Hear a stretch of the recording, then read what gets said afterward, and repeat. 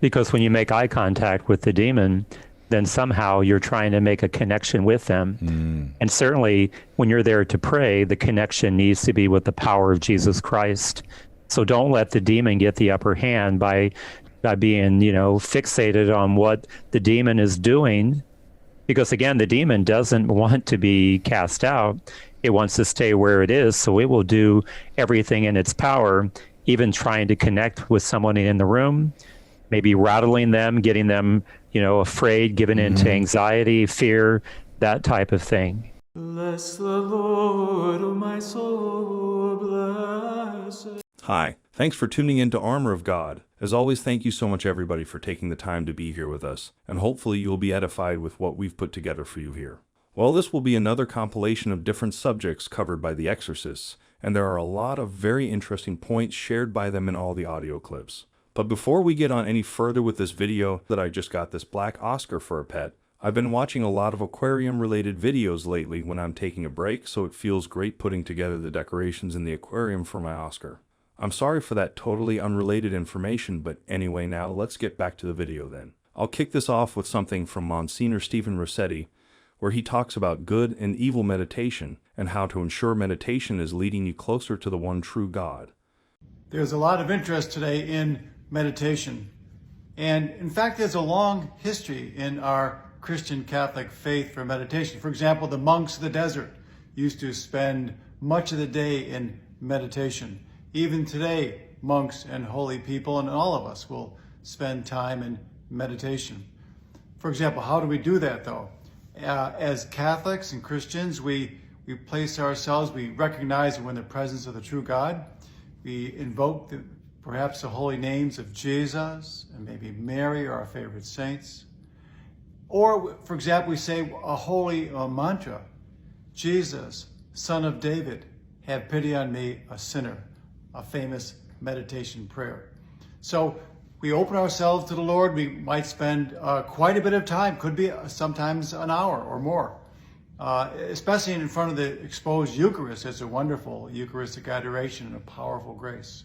Unfortunately, in the New Age and occult, as is common, there is a satanic inversion where they take holy things and they use them in a way which is not holy. It sounds holy, but there's something quite wrong with it. They'll say, well, I meditate, I open myself to these pagan gods or these earth spirits or some sort of vague spiritual things. Frankly, these pagan gods don't exist. And the danger is when you open yourself, who might answer if you're not asking the Lord God to come to you? Very often it will be, sadly, the evil one, and he will often deceive you. We had an individual, a man who thought he was meditating and invoking St. Michael, the archangel. And he said St. Michael would take him on these astral projection trips, and he would be praying for these people. Thought it was a very holy thing, but the longer he did this, the more deceived and miserable and angry and he became. He was not St. Michael. It was the evil one. So meditation is an excellent thing. I spend quite a bit of time in meditation every day, as I hope you do too. We invoke Jesus. We invoke the one true God. We open our hearts to him. Jesus, Son of David, have mercy on me, a sinner. And may God bless you.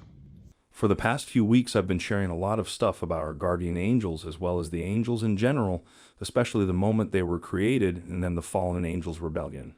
And I think what Father Ripperger as well as Father John are sharing here will be able to bring more understanding on the whole thing. So firstly, I'll share what Father John shared. In the Bible, when people change positions, their name changes. Abram goes to Abraham. Simon goes to Peter.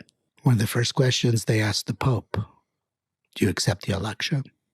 The next question, and by what name shall we call you? Because the Bible understands that when your role in life radically changes, you're a different person. So you get a new name. They're no longer angels, they're demons. They're no longer obedient to God. Unlike us, when angels are created, they have full understanding. They have no lapses in their understanding, in their memory. They knew exactly what would happen if they chose against God. They knew exactly the consequences, and they chose anyway. Now, they're looking at you and me and saying, you're going to go where I can't go back to? You're going to be in the eternal bliss that I left. Oh, that's like a jilted lover saying, well, if I can't have them, nobody's going to have them. So I'm going to mess with them because I'm going to make them be with me down there. And so they tempt us, they badger us, because the idea that you're going to be in the kingdom they can't return to eats them up. I'm including Father Ripperger's part here because it can help us to understand further why the fallen angels despise us and why they hate God so much. This degree of participation in angels, how much sanctifying grace they have, was directly proportionate to their nature. And that meant that one angel was more holy than another just by that degree of or how high his nature was. And so that meant that's how holy it was.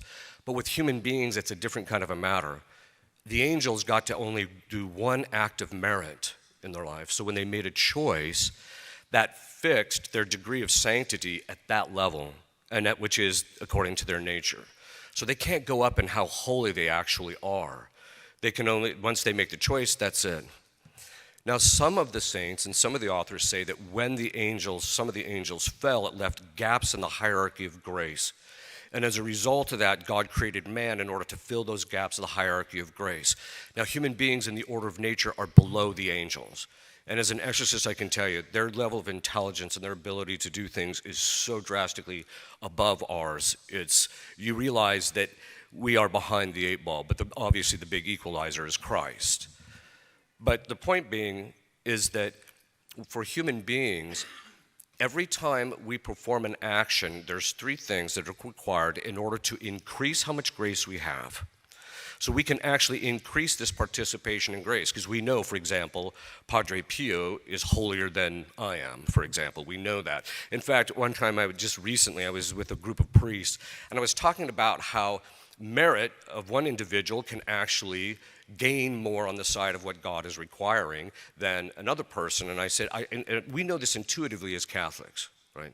So I told this group of priests, if you had to make a choice between having Padre Pio offer your Mass and one of you guys in here offer your Mass, who would you choose?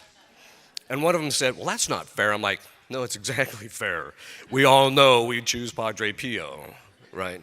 And the reason being is because the holier you are also means something else. It becomes the fact that you're in the state of grace becomes the foundation of merit. All of us have performed things that reduce our virtue or affect our virtue. So this is why the authors say that the definition of sanctified perfection, which is what holiness actually is excellence in grace. I have a lot of sanctifying grace in my soul, and the adornment of the soul of all of the virtues. It's precisely in building the virtues that I become holy when I do it with a supernatural intention and I'm in the state of grace. So our goal is to have this excellence in grace. Now, and that means that the means is the virtue.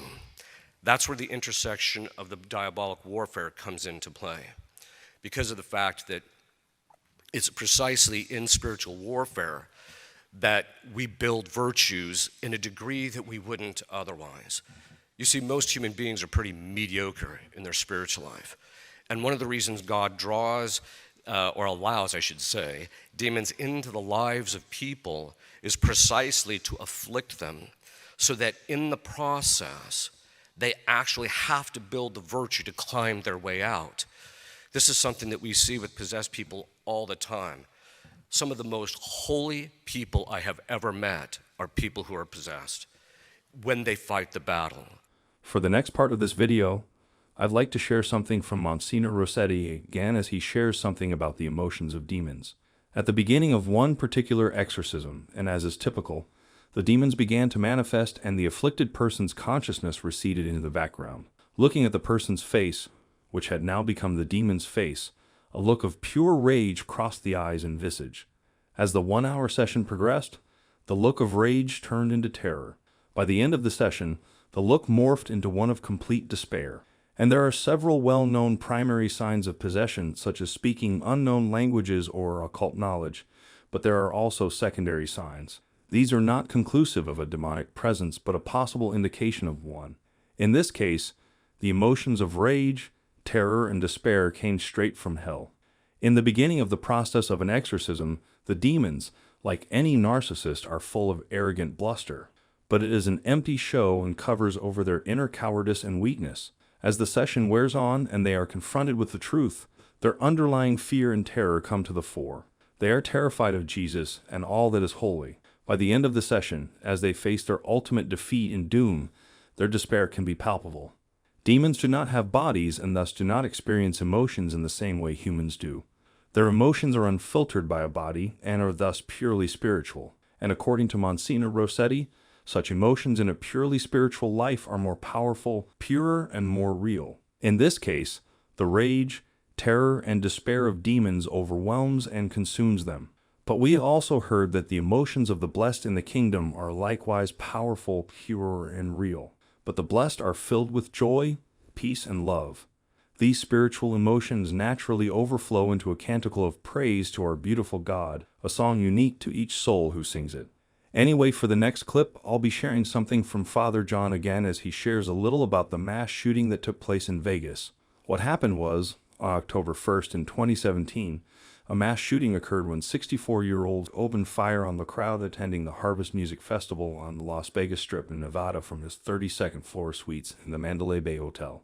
He fired more than 1,000 rounds, killing 60 people and wounding at least 413. Had that big shooting in Vegas. The hotel called an exorcist then to go up there afterwards. And I got this by a friend who knew the guy firsthand.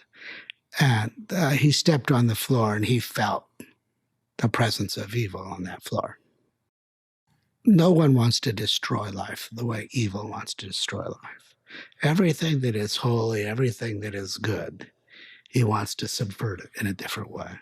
The staff didn't want to go on the floor. They wanted him to go up on the floor and bless each of the rooms. So they called him in and said, we need you to go through, bless that room particularly, but the staff doesn't want to work on that floor. I got a text a few days ago from a friend of mine who's a police officer that a 90-pound lady jumped over a counter in a store getting a cup of coffee.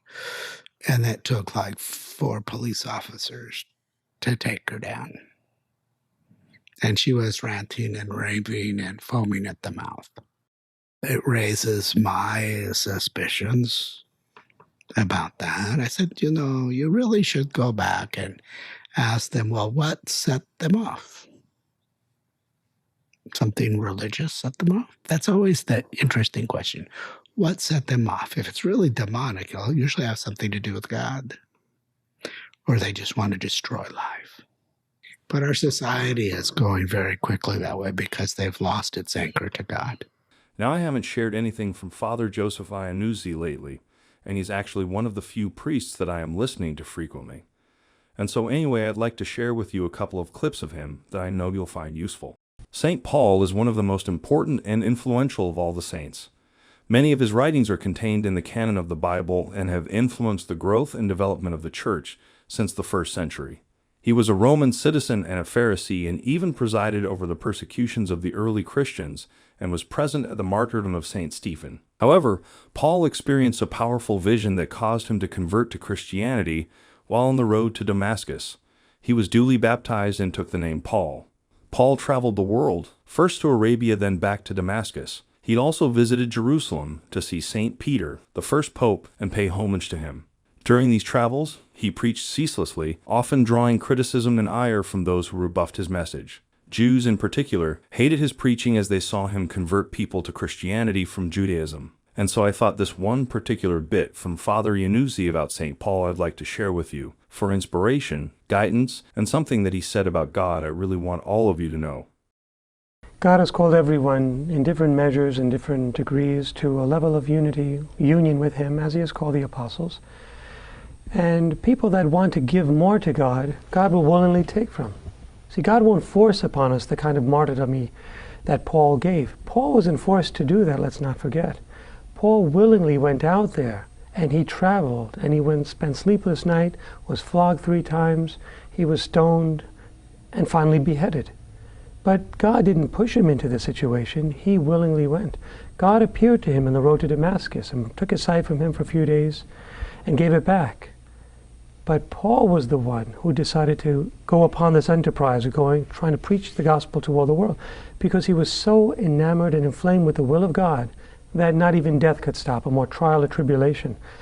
Now, not everyone has the zeal of Paul, so many people won't go into that situation.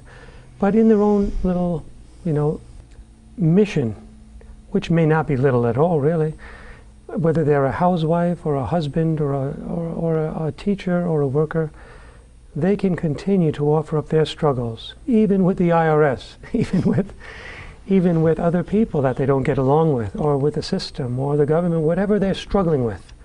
That can be a tribulation that they can work with, offer up to Christ in love. And the idea is this: all fear and all anxiety come from the devil. That's a fact. You can find that all through Scripture. All fear and all anxiety come from Satan. The reason why they do is because Satan has no more hope. Satan has nothing to have hope in or confidence. Satan is full of fear. So he knows his time is limited, and he wants to instill that within people to divert them from God's path. No matter what befalls us, as long as we know our names are written in heaven, and all the rest doesn't matter in the end. It all serves for our own betterment.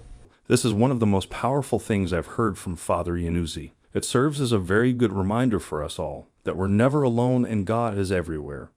God is accessible in every avenue, every city, every town, wherever we find ourselves in life. There is no place where God cannot be present, not even hell. Some people are a little bit taken aback maybe by that expression, but it is true. God is present even in hell, in the sense that there are different levels, and the different levels are made by His mercy. If there was no mercy in hell, all would suffer the same atrocious pains. But God is present everywhere, and we know that if we, in this life of ours, in which we can determine our destiny by our free will, that is, by our actions, by our prayers, call upon Jesus Christ and ask Him to save us, like Peter who was sinking in the water, Christ will infallibly always come to us, and we will be with Him for eternity. And now for the part of this video will be something of a revision, so I'll be sharing something from Father John again. You've heard him talked about this in another video, but this is actually from a different interview. Number 1. Demons smell sins and how demons are attracted to scent of sins. I got a call a few years back from a lady on the East Coast. She had been a Satanist, and she was writing a book. I think she became Catholic, very devout, but it's really explaining her experience with Satanism. And one of her interesting comments was that demons smell sin. You know how they say about St. Teresa, Little Flower, that if you pray to her and she's going to, answer, you smell roses. Yeah. Okay? They used to say about Padre Pio that sometimes when he would walk in the room, there was this aroma that was unique. I think spiritually we give off a scent, either of holiness or of sinfulness. And demons are attracted to the scent of evil. I think we totally underestimate going to confession. Confession really is a minor exorcism. It really is. You're asking God to deliver you from evil in your life. Before we get to the second clip, I'd just like to share something. I remember back when I was in the university working on my thesis, and while I was working on the papers, I would go around the subject matter expert in my field of research, and I would then record and gather as much information as I can whenever I had the opportunity to work with them for data gathering. Now, my point in saying this is, there are a lot of misinformation out there, especially when it comes to the nature of evil, what they can or cannot do, and especially when it comes to exorcisms. I think Hollywood plays a huge role in causing these confusions. And so this really drives me when it comes to putting these information together, to be mindful about the source of information. So that brings us to the second clip of revision from Father John again. There's a meeting like every year in Rome for exorcists. One year it's for all the Italian speaking, and the opposite year it's for everybody else in the world. And when I went there, the guy who was president of the Exorcist Association, there was about 400 guys there, I think, 300, 400 guys. He said, if people would just go back to the sacrament of confession, most of our work would be done. We wouldn't have that. People coming to me for confession, for healing and deliverance, who believe they're possessed, rarely are these people living regular Catholic lives of faith. They've been away from the sacraments, particularly the sacrament of confession. Often are carrying deep sin that has not been confessed, which is a very good entry point for evil into them. And so when people call me, and I get calls sometimes from all over the country, and they say, well, I need to see you tomorrow. And I go, no, you need to sit down and make a really good examination of conscience and go to confession.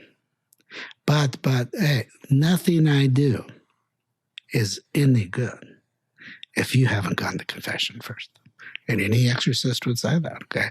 Go to confession first. Not just what you've done, sometimes what has been done to you, and you're still angry and bitter and hurting, holding on to that. And then Father John has also shared with us about the chatty demons, which the church strongly forbids from having conversation with them. I was praying over a person, and I had a chatty demon. Every once in a while, there are chatty demons. The church strongly forbids us from having a conversation with them. I'm allowed to ask certain questions, but in this praying, he said something that just stopped me, Gus. If people hate enough, it can become a curse. So the essence, from what I took that, the essence, the deep nut in a curse is tremendous hate.